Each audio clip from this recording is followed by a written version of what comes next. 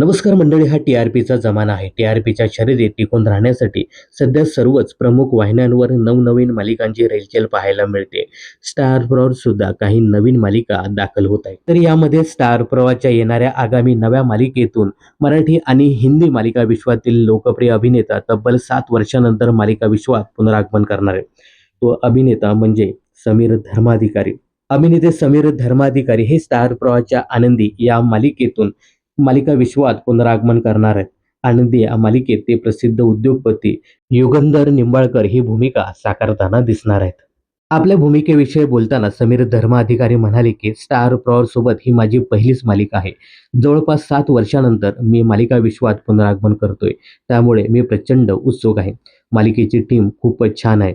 वेगळा विषय हाताळला जातोय. त्यामुळे प्रेक्षकांना ही मालिका आणि माझी भूमिका नक्कीच आवडेल. या मालिकेत समीर धर्माधिकारी यांच्यासोबत ज्येष्ठ मराठी अभिनेते अरुण नलावडे हे देखील प्रमुख भूमिकेत दिसणार आहे. यासोबतच प्रमुख नायिकेच्या भूमिकेत नवोदित अभिनेत्री जाई खांडेकर हे दिसणार आहे.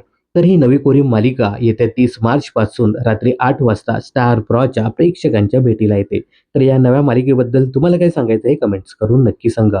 मनोरंजन क्षेत्रातील अशाच फिल्मी अपडेट जाणून घेण्यासाठी चॅनल जर सबस्क्राईब केलं नसेल तर जरूर करा.